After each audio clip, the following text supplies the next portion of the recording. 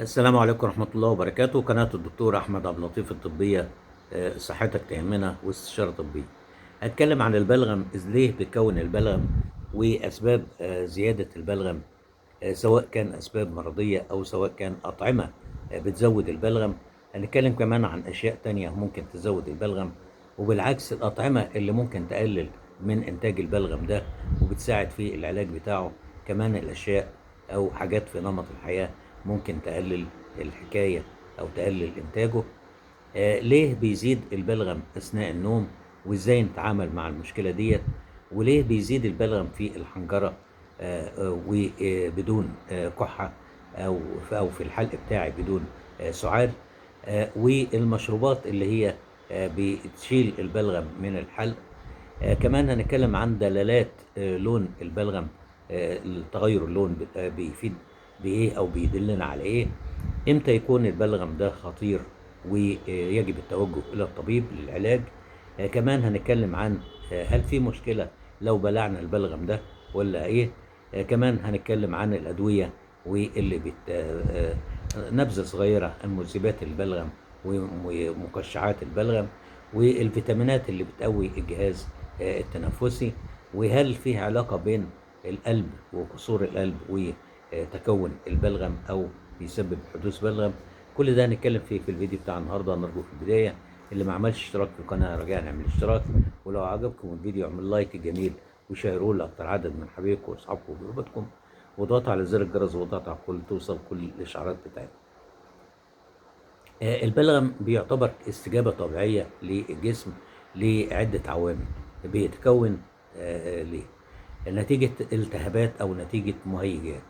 الأمراض اللي ممكن تسبب زيادة البلغم اللي هو أمراض الالتهابات بتاعة الجهاز التنفسي، نزلات البرد، الإنفلونزا، التهاب الشعب الهوية، أو الحساسية بتاعة الجيوب الأنفية والأنف، والتنقيط الأنف الخلفي اللي بينزل المخاط من الأنف إلى الحلق. كمان مشكلة الارتجاع المعدي المريئي وصعود حمض المعدة للحلق، فبيسبب تهيج وزيادة إفراز المخاط. كمان التعرض للاستنشاق بتاع الملوثات ودخان السجاير والسجاير سواء تدخين إيجابي أو تدخين سلبي، والتعرض للأخيرة الكيماوية اللي بتهيج الجهاز التنفسي. كمان الجفاف بتاع الهواء اللي بيزود من سماكة البلغم في الحلق. كمان احنا عارفين ان في اطعمه بتزود البلغم. زي ايه؟ زي منتجات الالبان، الحليب والاجبان والزبادي، منتجات اللبن. بتحتوي على بروتين اللي هو البروتين الكازاين اللي بيزود كثافه المخاط خصوصا في الليل. كمان الاطعمه اللي بتهيج عمليه الارتجاع المعدي المريئي اللي هي المقليات واللحوم الدسمة والشوكولاتات. كمان الكافيين اللي هو القهوة والشاي اللي بيحتوي على مواد بتزود جفاف الجسم لأنها بتعمل إضرار للمية. كمان الأطعمة الغنية بالهستامين اللي بتحفز إفراز المخاط للمرضى بتوع الحساسية، زي أطعمة الموز والفراولة واللحوم المصنعة.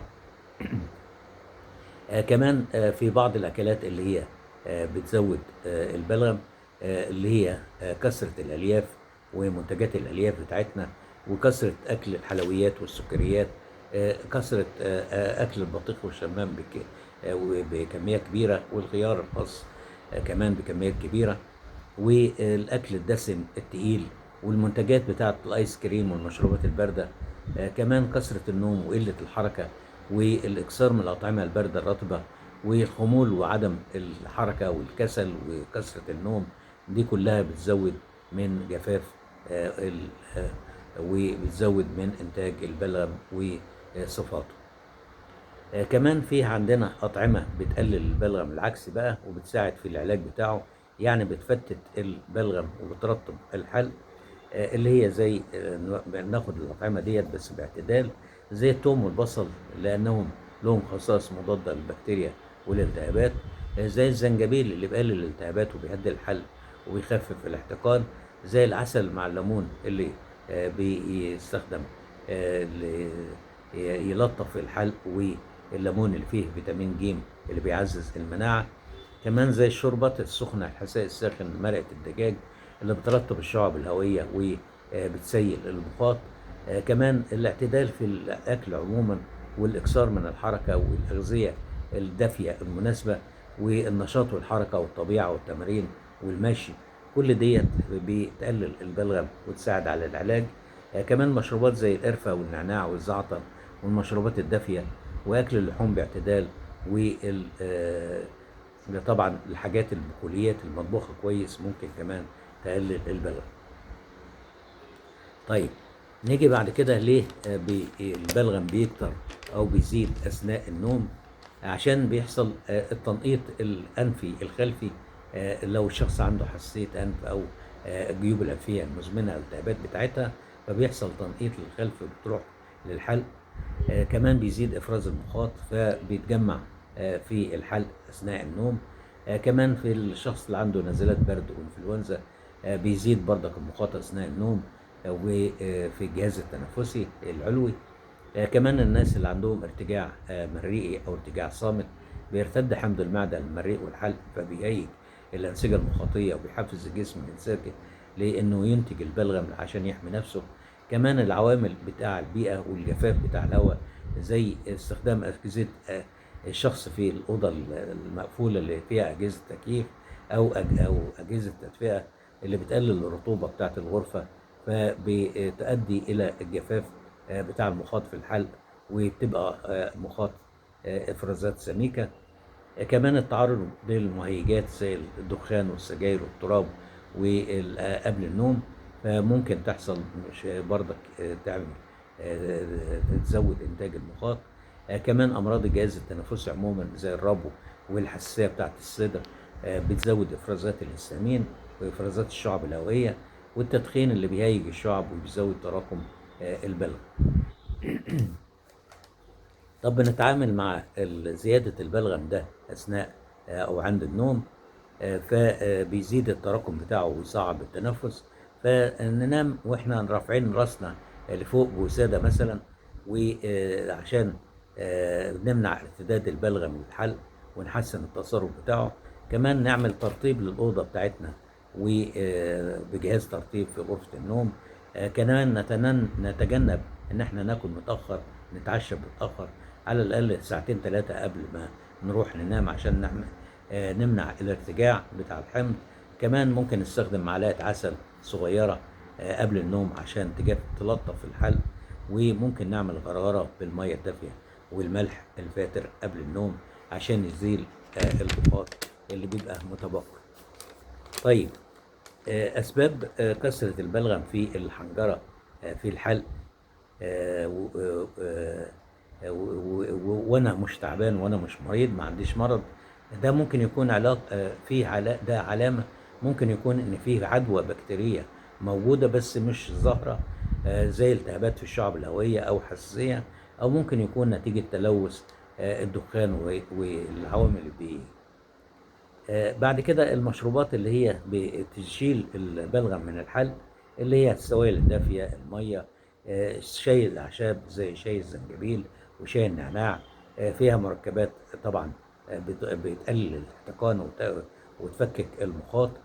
كمان اليانسون اللي بيهدي الصدر، المية الدافية بالليمون والعسل، الليمون بيخفف اللزوجة والعسل بيكسر المخاط، شاي البابونج وشاي الزعتر، وترطيب الجسم والغرارة بالمية والملح. طيب امتى يكون المشكلة البلغم خطير؟ البلغم بيكون خطير ولازم نروح للطبيب لو استمر البلغم فترة زمنية طويلة، لو اتغير لونه إلى لون أحمر أو بني أو أسود، أو لو كان مع البلغم أعراض زي ضيق نفس أو ألم في الصدر أو حمى حرارة عالية أو صفير في الصدر. طيب نيجي بعد كده لأسرع وسيلة للتخلص من البلغم ونتخلص منه بحلول منزلية سريعة، زي استنشاء البخار من وعاء مياه مغلية. وعاء نحط فيه مية ونغليها على النار ونقرب راسنا منها ونغطي راسنا بالمنشفة فوطة لمدة 10 دقايق، أو الشخص ياخد حمام دافي سخن لفتح الممرات الهوائية. كمان ممكن الغرارة بالمية المالحة نص معلقة ملح صغيرة في كوباية مية دافية، ونتغرر بيها كذا مرة. وتناول السوائل الدافية اللي هي زي المية الدافية أو شاي الأعشاب اللي هو خالي من الكافيين، والمضاف إليه ممكن عسل وزنجبيل. كمان ممكن بالنسبة للمشاكل الأنف ممكن نعمل غسيل أنفي بالمحلول الملحي أو محلول ملحي في وعاء نيتي. كمان لتخفيف التراكم بتاع البلغم نغير نقلل نقلل الترطيب بتاع هواء الغرفة، ونرفع راسنا على وسادة، ونستنشق بخار حمام الدافي، ونغير او جهاز التبخير نحطه في الاوضه. بخاخات الملح، محلول الملح للمشاكل بتاعه الجيوب الانفيه. كمان ممكن نستخدم الادويه الطارده واللي بتدوب البلغم اللي بتحتوي على ماده الجوافينيسين. ونتجنب التدخين والتدخين السلبي اللي بيهيج مجرى التنفس وبيزود افراز المخاط. والمشروبات اللي هي زي الكافيين والمشروبات الغازيه بنقللها او بنمنعها اللي بتسبب الجفاف. وكبت السعال بطريقه طبيعيه لطرد البلغم. نتجنب ان احنا نمنع الكحه ديت، لان السعال هو اللي بيطرد البلغم بتاعنا. طبعا ابتلاع البلغم هل له ضرر؟ لا، ملوش ضرر، لانه هيتم بتكسر يتفتت ويتفكك في حمض المعده وتخلص منه جهاز الهضم وينزل في البراز. طيب ازاي نشيل المخاط من الرئتين بشكل طبيعي؟ اللي هو اول حاجه الكحه نفسها، السعال والتنفس ببطء وبلطف من الانف، ونكرر السعال كذا مره عشان نطرد البلغم اللي هو موجود جوه الرئتين. ولو التنفس صعب بنساعد لاخراج المخاط بان احنا تصريف المخاط بوضعيه معينه بتزود الكحه ديت وبتزود اخراجه. وكمان التعود على او نعمل نخبط على صدرنا كده، القرح على الصدر والسعال المتحكم فيه ممكن نعمله. بعد كده الادويه المذيبات البلغم ومقشعات البلغم. اقوى مذيب للبلغم اللي هو الاسيتايلسيستين اللي بيكسر الروابط الكيميائيه والمخاط، بتبقى اكياس او بدواء شرب. كمان بعد كده الامبروكسول زي الميكو سلفان اللي بتخفف اللزوجه بتاعه المخاط. كمان بعد كده فيه الكربوسيستين اللي في حاله المشاكل بتاع الجهاز التنفسي المزمن. كمان الجواني فينيسين، الأدوية بتاعة الجواني فينيسين زي طبعا شراب الأولفنت أو الحبوب الميوسيفيكس اللي بتخفف كثافة المخاط عشان يسهل الطرد بتاعه. كمان المذيبات البلغم اللي بتقلل اللزوجة بتاعته زي الأمبروكسول، زي الميوكوسلفان فورت، وزي تريولان او التريوبان. كمان حبوب الميوكو سول كويسه برضه. الجوافينيسين زي التوسكان وزي الاولفنت اللي هي مذيب طبيعي بيزود محتوى الميه مع الافرازات اللي بتطلع. كمان المقشعات بتاع البلغم اللي بترطب الجهاز التنفسي عشان تخفف المخاط. والمذيبات اللي على البلغم اللي هي بتحلل البروتينات والحمض النووي والمخاط عشان تطرده كويس. فالجسم بينتج كمية مفرطة من البلغم باستمرار.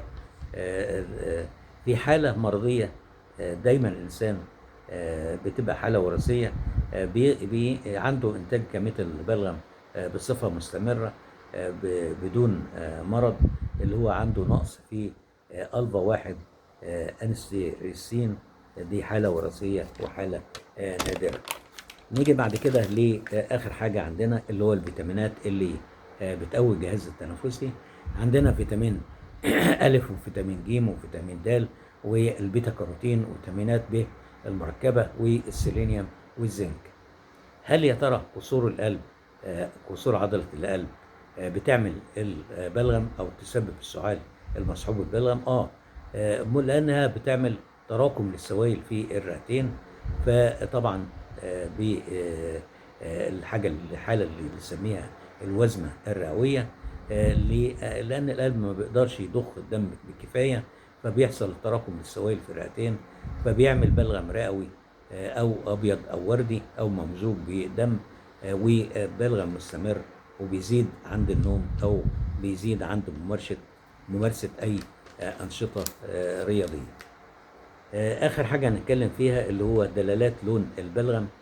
دلالات لون البلغم لو أبيض رغوي بيبقى معناه تراكم السوائل في الرئتين، لو أصفر أو أخضر ده نتيجة استجابة الجهاز المناعي للعدوى البكتيرية أو الفيروسية.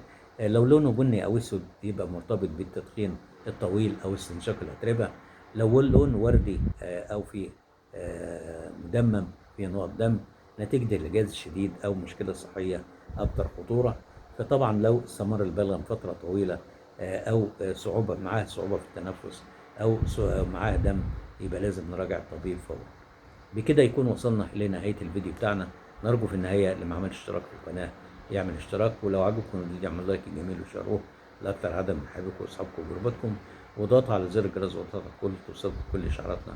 اكتبوا لنا في التعليقات المواضيع والأسئلة اللي عاوزين نجاوب عليها، هنجاوب عليها. ونتمنى الصحة والعافية للجميع، والسلام.